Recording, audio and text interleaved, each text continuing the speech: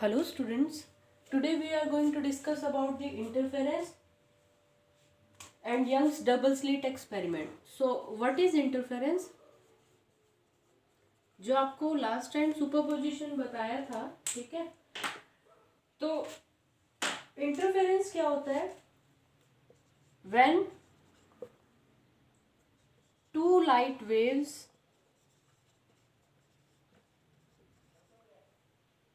of the same frequency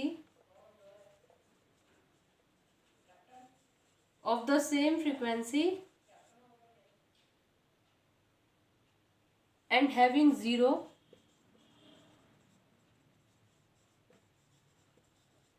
or constant phase difference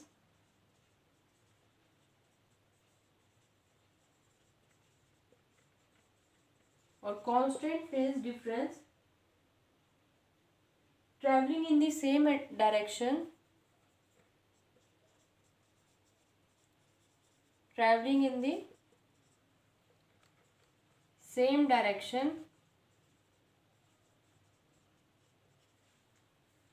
superpose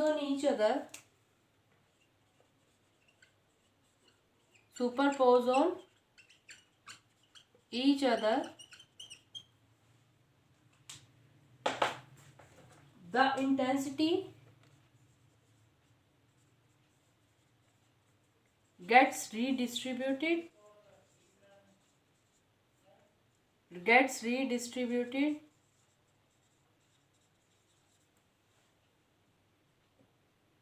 become maximum at some points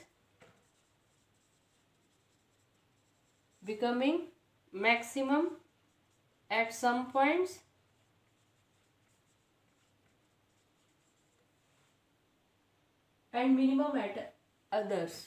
This phenomenon is known as interference. देखो interference of light क्या होता है कि दो light waves आ रही है but condition क्या है, दोनों की फ्रीक्वेंसी सेम रहनी चाहिए, ठीक है, और उनका फेस डिफरेंस या तो ज़ीरो हो या कॉन्स्टेंटली मेंटेन रहे, ठीक है, चेंज नहीं होना चाहिए बार बार। फेस डिफरेंस या तो कांस्टेंट रहे या फेस डिफरेंस ज़ीरो रहे, ठीक है।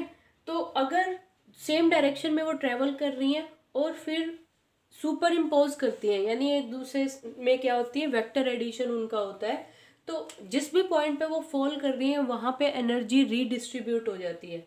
तो हमें क्या मिलते हैं, ब्राइट एंड डार्क पैचेस मिलते हैं, ठीक है, क्या मिलते हैं, ब्राइट एंड डार्क पैचेस मिलते हैं। इस फिनोमिनन को क्या बोलते हैं, इंटरफेरेंस। यानी इंटरफेरेंस में सुपरपोजिशन तो होता ही है वेव्स का, ठीक है, वेक्टर एडिशन होता है वेव्स का, बट कैसी वेव्स का होता है, ऐसी वेव्स जिनकी क्या फ्रीक्वेंसी रहे, सेम फ्रीक्वेंसी रहे, और फेस डिफरेंस आप क्लास 11 में पढ़ चुके होंगे, ठीक है। फेस डिफरेंस दोनों के बीच में क्या रहे, या तो कांस्टेंट रहे या ज़ीरो रहे, ठीक है। तो सपोज हमारे पास ये सोर्स ऑफ लाइट है, ठीक है। अब दो लाइट वेव्स हमें लेनी है, तो दो लाइट वेव्स दो डिफरेंट सोर्स से नहीं आ सकती, ठीक है। जैसे दो हमने कोई भी लैंप्स ले लिए मान लो, ठीक है, दो अलग अलग लैंप्स से सेम फ्रीक्वेंसी की लाइट नहीं बन सकती। क्यों नहीं बन सकती? क्योंकि जो लाइट वेव्स हैं, लाइट कहाँ से एमिट होती है, एटम के डी एक्साइटेशन से ना, लाइट एमिट हो रही है एटम के डी एक्साइटेशन से। तो जब एटम डी एक्साइट होकर अपनी स्टेट ग्राउंड स्टेट में आता है तो क्या एमिट करेगा, वेव्स एमिट करेगा, ठीक है। अब कोई भी लाइट सोर्स में मिलियंस ऑफ एटम्स रहते हैं, तो मिलियंस ऑफ एटम जब डी एक्साइट होंगे तो क्या एमिट करेंगे, वेव्स को एमिट करेंगे, ठीक है। तो हर एक एटम टू एटम फ्रीक्वेंसी क्या करेगी, हमारी वेरी करेगी। तो सेम फ्रीक्वेंसी की लाइट दो डिफरेंट सोर्स से ले पाना पॉसिबल नहीं होता, ठीक है। तो क्या करते हैं, हम एक सिंगल सोर्स ले लेते हैं, ठीक है। ये हमने क्या किया, एक सिंगल सोर्स ले लिया। सपोज हमने सोडियम लैंप ले लिया। जो सोडियम लैंप है वो येलो लाइट एमिट करता है, ठीक है, येलो लाइट एमिट करता है सिंगल वेवलेंथ की, ठीक है, सिंगल फ्रीक्वेंसी की। अब सोर्स से क्या निकलेंगे, वेव फ्रंट्स निकलेंगे, ठीक है, इस सोर्स से क्या निकले, वेव फ्रंट। अब ये देखो सोडियम लैंप यहाँ पे है, इस डॉट पॉइंट पे सोडियम लैंप प्रेजेंट है, सही है। उसके आगे ये हमने बैरियर लगा दिया, ये पूरा एक बैरियर है, बस इतनी सी ओपनिंग है इसमें, ठीक है। ये ओपनिंग की विड्थ कितनी है, ऑलमोस्ट 1 मिलीमीटर, ठीक है। ये जो ओपनिंग दिख रही है इसकी विड्थ कितनी है, 1 मिलीमीटर, सही है। तो सोर्स से, जैसे सोडियम लैंप से वेव फ्रंट निकलेंगे, कैसे वेव फ्रंट निकलेंगे, स्फेरिकल वेव फ्रंट निकले, ठीक है। अब स्फेरिकल वेव फ्रंट किस में से पास करेंगे, एस सोर्स में से, एस स्लिट में से पास करेंगे, किस में से पास करेंगे, एस स्लिट में से पास करेंगे, ठीक है। अब हमें दो सोर्सेज बनाने हैं, तो दो सोर्सेज हमने क्या से बनाए, एक हमने दोबारा से बैरियर लगा दिया, अब दो बैरियर में सिर्फ दो ओपनिंग है, एक S1 और एक S2, ठीक है। बैरियर में दो ओपनिंग है S1 S2 और इनके बीच में डिफरेंस है D का, ठीक है। दो ओपनिंग है बैरियर में S1 S2 और डिफरेंस कितने का है, D डिस्टेंस का, सही है। इनके बीच में जो D डिस्टेंस है, सेपरेशन है S1 S2 ऑलमोस्ट 2 मिलीमीटर के बराबर, ठीक है। S1 S2 सेपरेशन किसके इक्वल है, 2 मिलीमीटर के बराबर है ऑलमोस्ट, ठीक है। और स्लिट की विड्थ 0.3 mm के आसपास है, width of the slit S1 and S2 क्या होगा, 0.3 mm के आसपास है, सही है। तो यंग्स डबल स्लिट एक्सपेरिमेंट में उन्होंने यही किया कि एक सिंगल सोर्स लिया, उसके आगे बैरियर लगा दिया, एक बस एक 1 mm की ओपनिंग छोड़ दी, ठीक है। अब इस ओपनिंग से वेव्स एमिट हो रही हैं, वेव फ्रंट्स निकले, ठीक है। वो वेव फ्रंट्स कहाँ पहुंचेंगे, S1 पे पहुंचेंगे, वो वेव फ्रंट्स और कहाँ पहुंचेंगे, S2 पे पहुंचेंगे, ठीक है। तो S1 वाले वेव फ्रंट एक सोर्स का काम करेंगे, S2 वाले दूसरे सोर्स का काम करेंगे, ठीक है। ये अगेन पूरा बैरियर लगा हुआ था, ओपनिंग सिर्फ यहाँ पर है S1 S2 में, ठीक है। उसके बाद देखो इन दोनों के बीच में सेपरेशन 2 mm तक का रखेंगे और जो S1 S2 की विड्थ है वो ऑलमोस्ट 0.3 mm तक है, ठीक है। तो हमने फिर इसके बाद एक लगा दी स्क्रीन, ठीक है। स्क्रीन में एक बोर्ड लगा दो या कुछ भी लगा दो, स्क्रीन हमने लगा दी। तो हमने देखा कि सेंटर पे ना हमें एक ब्राइट स्पॉट दिखाई दे रहा था, ठीक है। सेंटर में कैसा स्पॉट ऑब्जर्व हुआ, हमें ब्राइट स्पॉट ऑब्जर्व हुआ, सही है, एस की ही लाइन में, ठीक है। यानी S1 S2 के बिल्कुल बीच में एक ब्राइट स्पॉट ऑब्जर्व हुआ, that is the central bright fringe, ठीक है। फिर उसके बाद हमें कैसा स्पॉट ऑब्जर्व हुआ, डार्क स्पॉट ऑब्जर्व हुआ, ये फर्स्ट डार्क स्पॉट है, ठीक है। समझ आ रही है, ठीक है। इसी तरह से पहले सेंट्रल ब्राइट फ्रिंज, फिर डार्क स्पॉट, फिर दोबारा से bright fringe, central bright fringe, dark spot और दोबारा से क्या मिला हमें, ब्राइट स्पॉट मिला, सही है, ठीक है। ये हमारे पास था यंग्स डबल स्लिट एक्सपेरिमेंट। तो ये दोनों सोर्सेज का काम कर रहे हैं, क्योंकि हमारे पास एक्चुअल सोर्स एक सिंगल फ्रीक्वेंसी का है ना, सोडियम लैंप जैसे यूज़ किया तो उसकी फ्रीक्वेंसी क्या है, सेम है, ठीक है। तो सिंगल लैंप से को हमने दो सोर्सेज में कन्वर्ट कर दिया, ठीक है। दो अलग अलग सोडियम लैंप भी हम यहाँ नहीं यूज़ कर सकते, क्यों, क्योंकि जो एक में चेंजेस हो रहे हैं वही साइमल्टेनियस चेंजेस दूसरे लैंप में नहीं होंगे, ठीक है। तो सिंगल सोर्स को हमने किस में कन्वर्ट कर दिया, दो सोर्सेज में कन्वर्ट कर दिया। तो S1 S2 यहाँ स्मॉल ओपनिंग है और ये सोर्स की तरह काम करेंगे, ठीक है। ये सोर्स यहाँ से फुल सोडियम लाइट हर एक डायरेक्शन में पास कर रही है, सही है, बट बैरियर लगा दिया, ठीक है, एक बॉक्स सा लगा देते हैं वुडन का और उसमें सिर्फ एक 1 mm की ओपनिंग रखी, फिर एक और बैरियर लगा दिया, उसमें दो ओपनिंग्स रखी, S1 S2, इनकी खुद की विड्थ कितनी है, 0.3 mm, सही है। अब देखो कि ये दोनों सोर्स का काम करेंगे, दोनों से वेव फ्रंट्स एमिट होंगे, दोनों इससे वेव फ्रंट एमिट हुआ, इससे वेव फ्रंट एमिट हुआ, ठीक है। वो वेव फ्रंट आपस में क्या करेंगे, ऐड होंगे वेक्टोरियली, ठीक है, वेक्टर एडिशन होगा उनका, और वेक्टर एडिशन होने के बाद हमें न्यू वेव्स मिल रही है यहाँ पे। ये जो स्पॉट दिख रहे हैं ना, ये ब्राइट दिख रहा है, ये डार्क, ये ब्राइट, ब्राइट डार्क ब्राइट, ठीक है। तो ये जो स्पॉट दिख रहे हैं हमें, ब्राइट डार्क ब्राइट, वो इन दोनों से वेव्स आ रही है, उनके एडिशन से स्पॉट दिख रहे हैं हमें, ठीक है।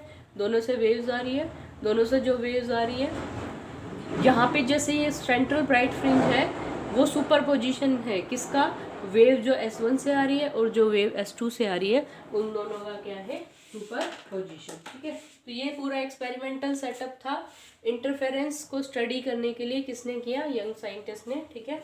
इसको डबल स्लिट क्यों बोलते हैं, क्योंकि यहाँ पे दो ओपनिंग्स यूज कर रखे हैं ना, S1 S2, इसीलिए इसे क्या बोलते हैं, Young's double slit experiment. Yes, जो आपको अभी एक्सपेरिमेंटल सेटअप बताया उसी को दोबारा देखते हैं कि सपोज हमारे पास ये एस ओपनिंग है, ठीक है, जिससे वेव्स एमिट हो रही है। तो ये क्रस्ट और ये क्या है, ट्रफ, क्रस्ट और ये क्या निकला, ट्रफ, ठीक है। मतलब वेव फ्रंट्स एमिट हो रहे हैं ना, वेव फ्रंट्स एमिट हो रहे हैं, तो ये वेव फ्रंट्स का क्रस्ट है और ये क्या है, ट्रफ, क्रस्ट है और ट्रफ, ठीक है। अब एस सोर्स के आगे क्या प्लेस था, दो और सोर्सेज प्लेस थे, ठीक है, और दो और सोर्सेज जो थे हमारे पास,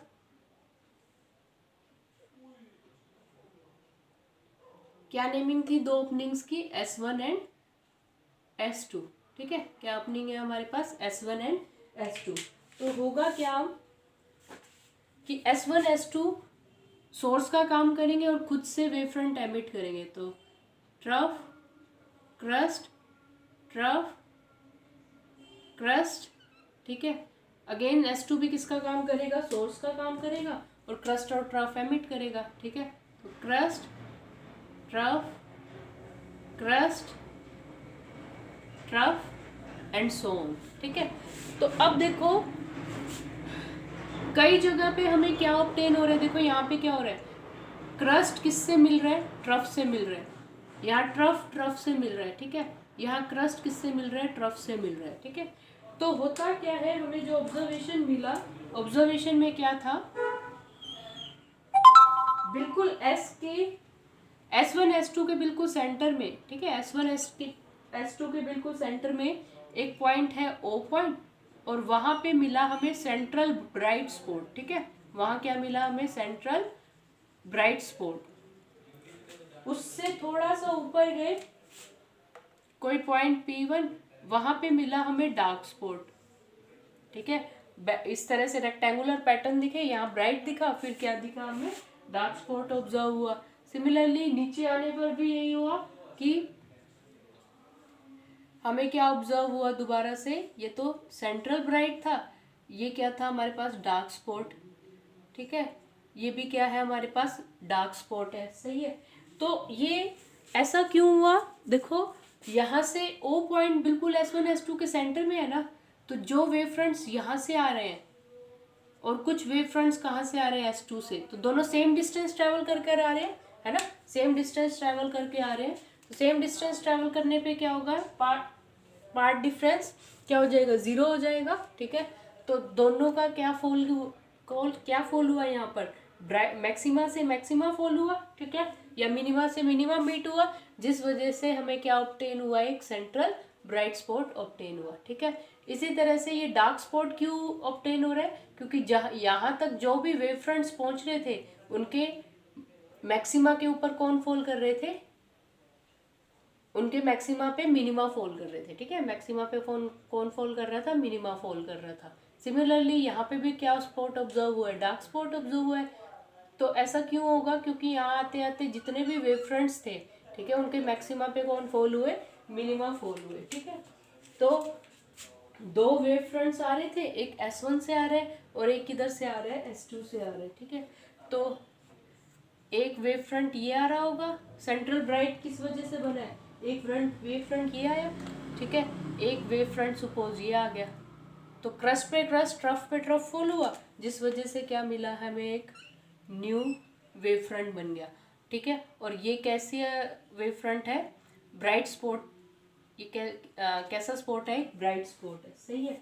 और जहाँ पर डार्क स्पॉट बन रहा है, डार्क स्पॉट किस वजह से बना, कि एक क्रस्ट होगा और दूसरे का वहाँ पे क्या होगा, ट्रफ होगा, जिस वजह से हमें रिजल्टेंट में क्या मिला, रिजल्टेंट में एक डार्क स्पॉट ऑब्जर्व हुआ, सही है। तो ये हमारे पास क्या था, यंग्स डबल स्लिट एक्सपेरिमेंट, ठीक है। एस सोर्स से एक वेव फ्रंट एमिट हो रहे हैं, यहाँ पे सोडियम लैंप लगा दिया सपोज हमने, ठीक है, वेव फ्रंट एमिट हो रहे हैं, ठीक है, और वेव फ्रंट S1 तक पहुंचेंगे, S2 तक पहुंचेंगे, ये दोनों सोर्सेज का काम करेंगे। अब फायदा क्या है सिंगल लैंप लेने का, जैसे सोडियम लैंप लिया हमने, ये बेनिफिट है कि जो भी चेंजेस सोडियम लैंप में होंगे वही साइमल्टेनियस चेंजेस किस में ट्रांसफर होंगे, S1 में भी, और किस में ट्रांसफर हो जाएंगे, S2 में ट्रांसफर हो जाएंगे, ठीक है। तो अब हम मैथमेटिकल ये हमने इसका सेटअप देखा, अब मैथमेटिकली डिराइव करेंगे हम condition for constructive interference and destructive interference. तो कंस्ट्रक्टिव इंटरफेरेंस स्टूडेंट्स कब होता है? जब एक के मैक्सिमा पे, कंस्ट्रक्टिव इंटरफेरेंस कब होता है? जब एक के मैक्सिमा पे दूसरे का मैक्सिमा फॉल करे, या एक के मिनिमा पे दूसरे का मिनिमा फॉल करे, ठीक है। तो जो रिजल्टेंट वेव बनती है उसकी इंटेंसिटी इंक्रीज हो जाती है, ठीक है।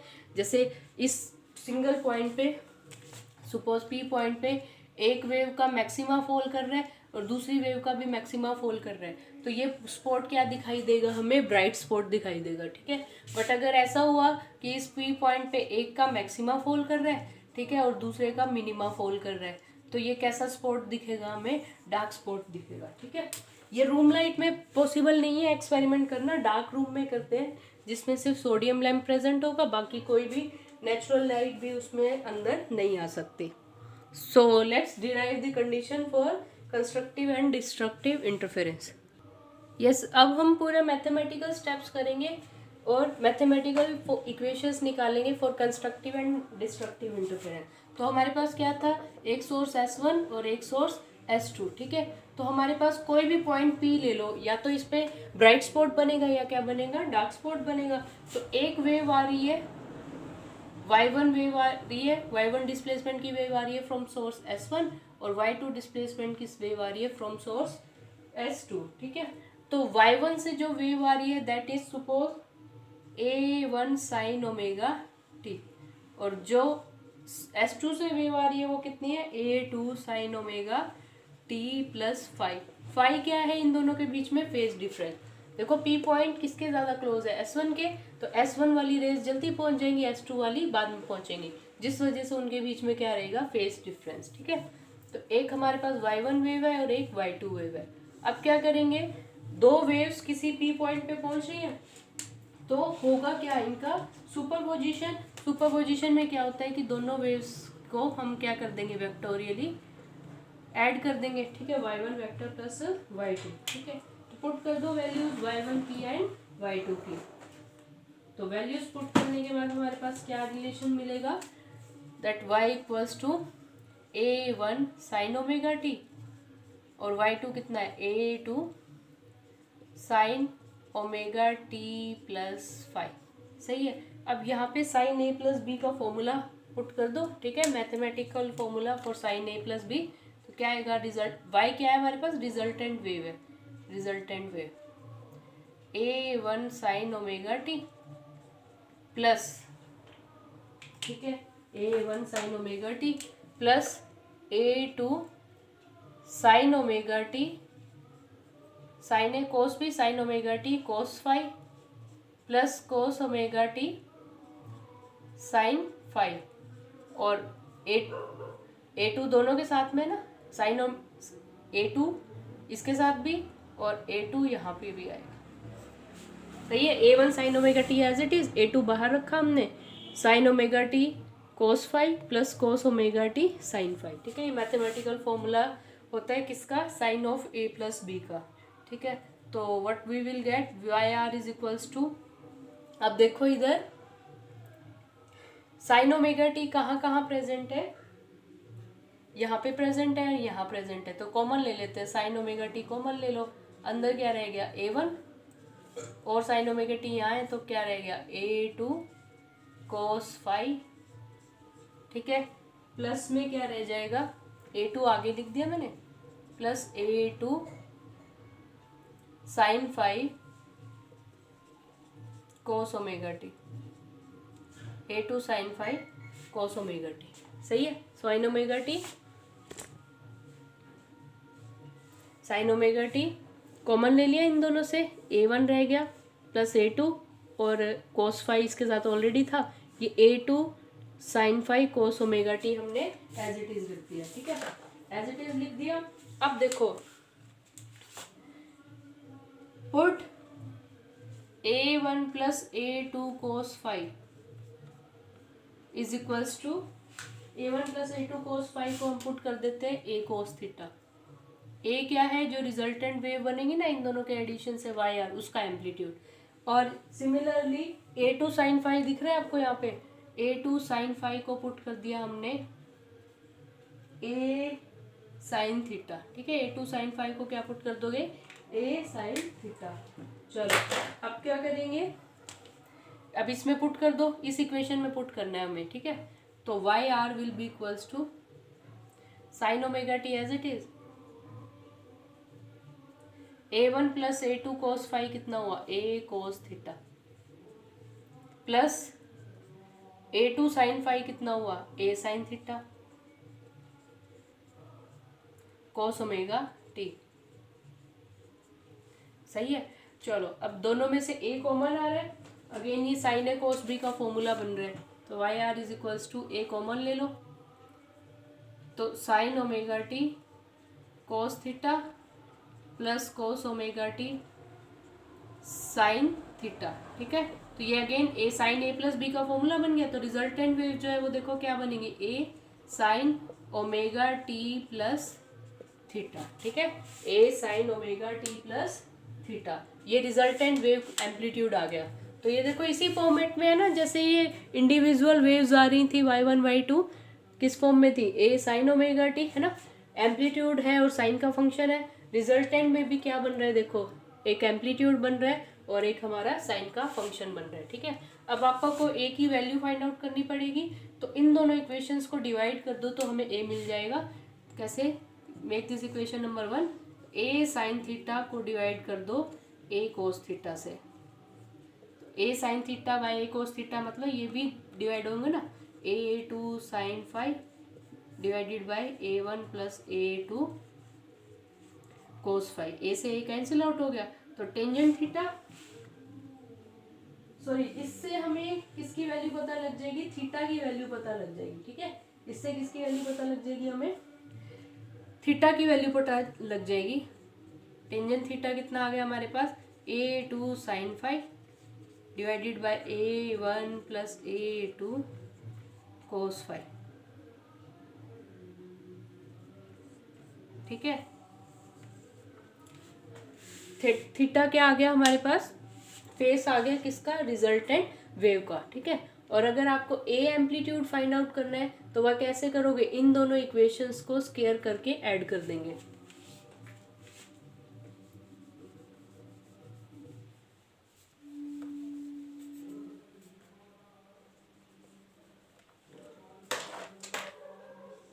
ठीक है, अब इन दोनों इक्वेशंस को स्क्वायर करके ऐड कर दो तो क्या आएगा, देखो A square cos square theta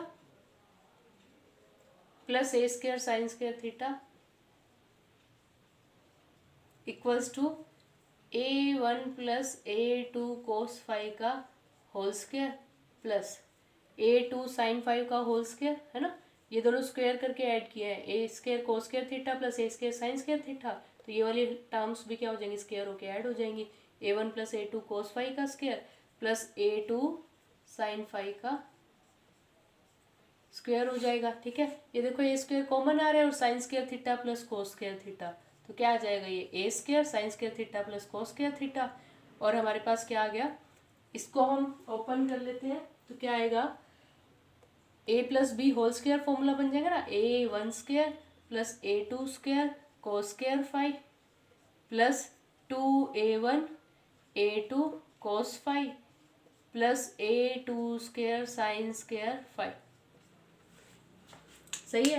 A amplitude resultant amplitude हमें फाइंड आउट करना है, तो कैसे किया, ये दोनों टर्म्स थी ना, इनका स्क्वायर करके ऐड कर दिया, A square cos square theta plus A square sine square theta, तो A1 plus A2 cos phi whole square plus A2 sine phi whole square, A1 square plus A2 square cos square phi plus 2A1 A2 cos phi और A2 square sine square phi, ठीक है इतना। अब यहाँ से देखो that A square is equals to A1 square, तो as it is, सही है,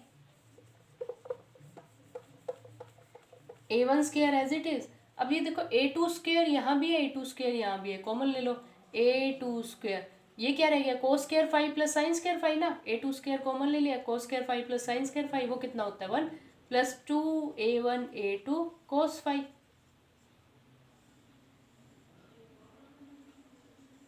ठीक है। तो रिजल्टेंट वेव का जो एम्पलीट्यूड है वो किसके इक्वल होगा, ये स्क्वायर है, यहाँ जाके क्या बन जाएगा, रूट बन जाएगा पूरा, ठीक है। तो A square is equals to A1 square plus A2 square plus 2A1 A2 cos of 5, ठीक है। अब ये देखो कि किसी भी स्पोर्ट पे जो इंटेंसिटी है ना, इंटेंसिटी ज़्यादा होगी या कम होगी वो किस पे डिपेंड करती है, एम्पलीट्यूड के स्केयर के पे डिपेंड करती है, ठीक है। इंटेंसिटी किस पे डिपेंड करती है, एम्पलीट्यूड के स्केयर पे डिपेंड करेगी। इंटेंसिटी जो रिजल्टेंट वेव की है वो किस पे प्रोपोर्शनल होगी, square of amplitude of resultant wave. Resultant wave का एम्पलीट्यूड कितना है, ए स्क्वायर, तो इसको क्या लिख देंगे, आई इज इक्वल्स टू के ए स्क्वायर, ठीक है। इंटेंसिटी ऑफ फर्स्ट सोर्स से जो वेव A1 क्या था, एम्पलीट्यूड किसका, जो फर्स्ट Y1 से जो वेव आ रही थी ना उसका एम्पलीट्यूड, तो फर्स्ट वाले की इंटेंसिटी किसके प्रोपोर्शनल है, A1 स्क्वायर, तो I1 कितना आ गया, के A1 स्क्वायर। सिमिलरली I2 किसके प्रोपोर्शनल होगी, जो सेकंड S2 से जो सोर्स वेव आ रही थी उसका एम्पलीट्यूड कितना था, A2, और उसके स्क्वायर के प्रोपोर्शनल, तो कितना आ गया, I2 इक्वल्स टू के A2 स्क्वायर। सही है, ठीक है। ये किसकी इंटेंसिटी है, रिजल्टेंट की। ये फर्स्ट S1 से जो वेव आ रही थी उसकी, ये S2 से जो आ रही थी उसकी इंटेंसिटी, ठीक है। I1 I2 इन तीनों की इंटेंसिटीज हो जाएगी, सही है। अब ये जो इक्वेशन है ना, इसको K से मल्टीप्लाई कर देते हैं, पूरे टर्म को K से मल्टीप्लाई कर दो, तो what we will get, K से करना, K A square equals to A1 square plus K से मल्टीप्लाई कर रहे हैं, तो के ए स्क्वायर इक्वल्स टू के A1 स्क्वायर प्लस के A2 square plus 2 A1 A2 cos of 5, ठीक है। ये हमारे पास आ गई, ये इन टर्म को हमने K से मल्टीप्लाई कर दिया। तो उसके बाद देखो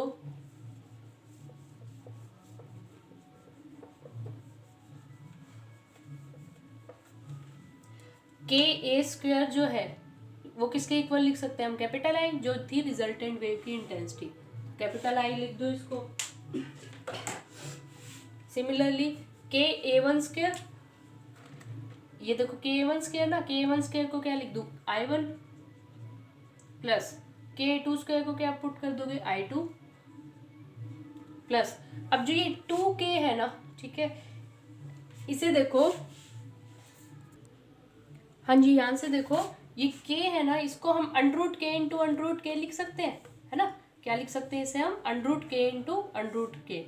तो K को मैंने लिख दिया 2 under root K into under root K, तो इसको अब ऐसे लिख दें, के ए स्क्वायर के A1 स्क्वायर प्लस के A2 स्क्वायर प्लस, अब ये देखो 2A1 अंडरूट K, है ना, 2K1 या 2A1 अंडरूट K, ये क्या होगा, 2 ऑलरेडी एज इट इज है, ठीक है, और इसको A2 अंडरूट K लिख दो, A2 अंडरूट K इंटू में क्या आ जाएगा, cos ऑफ 5, ठीक है, इंटू क्या आ जाएगा, cos of 5, 2 as it is, under root K A1 under root K A1 under root K A2 cos of 5, ठीक है। अगर इधर मैं रूट कर दूं, रूट करना बोथ साइड, तो क्या आएगा, अंडरूट I1 अंडरूट K और A1 एज इट इज रह जाएगा।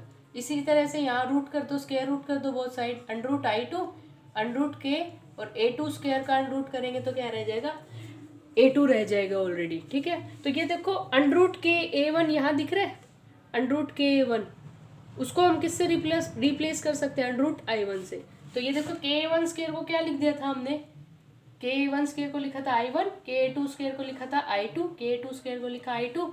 अब जो ये टर्म है हमारे पास अंडरूट के A1, अंडरूट के A1 को क्या लिख देंगे, root I1, 2 as it is, 2 को तो एज इट इज लिख दो, अंडरूट के A1, अंडरूट के A1 को लिख दिया रूट I1, ठीक है। इसी तरह से अंडरूट के A2, अंडरूट के A2 को लिख देंगे रूट I2, ठीक है। इस इंटू में क्या आ जाएगा, cos ऑफ 5, है ना, इंटू में क्या आएगा, cos ऑफ 5, ये रिजल्टेंट इंटेंसिटी बन जाएगी, ठीक है। तो इसको और मॉडिफाई करके लिखें तो क्या बनेगा, I1 plus I2 plus 2√I1 I2 cos of 5, ठीक है। अब ये देखो I1 किसकी इंटेंसिटी है, जो फर्स्ट वेव आ रही थी उसकी, ठीक है। I2 किसकी इंटेंसिटी है, जो सेकंड वेव आ रही थी उसकी, ठीक है। जो ये टर्म है ना, ये इंटरफेरेंस टर्म है, ठीक है। ये क्या है हमारे पास, इंटरफेरेंस टर्म है। अब cos 5 पे डिसाइड होगा कि रिजल्टेंट इंटेंसिटी क्या बनेगी, ठीक है। cos 5 की वैल्यू क्या होगी, डिफरेंट कंडीशंस में डिफरेंट होगी, जिससे डिसाइड होगा कि रिजल्टेंट इंटेंसिटी हमारी क्या बनेगी, ठीक है। अगर cos की वैल्यूज क्या क्या हो सकती है वो देखते हैं। तो अगर कंस्ट्रक्टिव इंटरफेरेंस करना है तो cos की 5 की वैल्यू होनी चाहिए 1 for constructive interference, for constructive interference, CI is constructive interference, constructive interference के लिए cos 5 should be equals to 1, cos 5 किसके इक्वल होना चाहिए, 1 के इक्वल, ठीक है। और 1 किस पर होता है, cos 5 1, cos 5 1 होता है 5 की cos 0 1 होता है 0, 2 पाई, 4 पाई एंड सो ऑन, ठीक है। 5 की इन वैल्यूज पे जैसे cos 0 की वैल्यू 1 होती है, cos 2 पाई की वैल्यू 1 होती है, cos 4 पाई की वैल्यू 1 होती है, ठीक है। इसको हम ऐसे भी लिख सकते हैं, हाँ जी, इसे हम ऐसे भी लिख सकते हैं that 5 should be equals to, ये देखो इंटीग्रल मल्टीपल ऑफ 2 पाई ना इवन नंबर्स में होना चाहिए, 2n पाई, और n की वैल्यू को लिख दो where n is equals to 0 1 2 3 and so on. तो जैसे n की वैल्यू 0 पुट करो तो 5 कितना हो जाएगा 0, cos 0 कितना होता है 1, n की वैल्यू 1 पुट करो, n की वैल्यू 1 पुट करा तो 5 कितना हो गया 2 पाई, cos 2 पाई भी कितना होता है 1। तो 5 की अगर 5 यानी फेस डिफरेंस किन के बीच में, दो वेव्स के बीच में पाई 2n पाई का है, यानी 0 का, 2 पाई का, 4 पाई का, तब क्या होगा, कंस्ट्रक्टिव इंटरफेरेंस, एक वेव्स दूसरे वेव पे ऐड होगी और रिजल्टेंट में वेव की इंटेंसिटी इंक्रीज हो जाएगी, सही है। और अगर इसी में हम देखना चाहें कि पाथ डिफरेंस कितना होगा, देखो वेव्स में क्या होते हैं फेस, अगर दो वेव्स के बीच में फेस डिफरेंस है कितने का, 2 पाई का, ठीक है। तो 2 पाई का फेस डिफरेंस होने पे पार्ट डिफरेंस होता है लैम्डा, मतलब एक ये वेव है, ठीक है, ये वेव चल चुकी है, उसके बाद दूसरी कोई वेव स्टार्ट हो रही है, ठीक है। एक वेव यहाँ वेव कंप्लीट कर चुकी है, ठीक है, कितना पाथ कवर कर चुकी है, लैम्डा पाथ कवर कर चुकी है, और एंगल फेस कितना कवर कर चुकी है 2 पाई। अब दूसरी वेव स्टार्ट हो रही है तो दोनों के बीच में फेस डिफरेंस कितना है 2 पाई का, और पार्ट डिफरेंस कितना है लैम्डा। तो लैम्डा फेस डिफरेंस पे पार्ट डिफरेंस कितना होता है, 2 पाई फेस डिफरेंस पे पार्ट डिफरेंस होगा लैम्डा, तो यूनिट में कितना होगा लैम्डा बाई 2 पाई। और हमारे पास फेस डिफरेंस कितना आया है 2n पाई, फेस डिफरेंस पे पार्ट डिफरेंस कितना होगा lambda by 2 pi into 2n पाई, ये क्या आ गया पाथ डिफरेंस। पार्ट डिफरेंस कितना आ गया lambda by 2 pi into 2n पाई, 2 पाई से 2 पाई कट गया तो पार्ट डिफरेंस कितना आ गया n लैम्डा। तो दो वेव्स के बीच में पार्ट डिफरेंस n लैम्डा का हो या दो वेव्स के बीच में फेस डिफरेंस कितना हो 2n पाई का, तब क्या होगा constructive interference. Now the condition of destructive interference, destructive interference के लिए देखो जो ये हमारे पास इक्वेशन थी, ये इसकी वैल्यू डिस्ट्रक्टिव यानी मिनिमम वैल्यू कब होगी जब ये cos फाई किसके इक्वल होगा -1, ठीक है। तो for destructive interference, destructive interference के लिए cos फाई कितना होना चाहिए -1, ठीक है। तो cos फाई की वैल्यू -1 कब कब होती है, जब फाई कितना हो पाई, 3 pi, 5 pi and so on, ठीक है। फाई की value pi, 3 pi, 5 pi, odd multiple of pi हो ना, इसमें क्या था इवन मल्टीपल ऑफ पाई, और 0 भी इंक्लूड करेंगे इसमें क्या होगा ओड मल्टीपल ऑफ पाई होगा, ठीक है। तो क्या आएगा हमारे पास डिस्ट्रक्टिव इंटरफेरेंस, और इसको हम कैसे लिख सकते हैं, फाई जनरल फॉर्म में क्या लिख सकते हो, 2n माइनस 1 पाई। 2n तो क्या था, पॉजिटिव, 2n माइनस 1 पाई, ठीक है।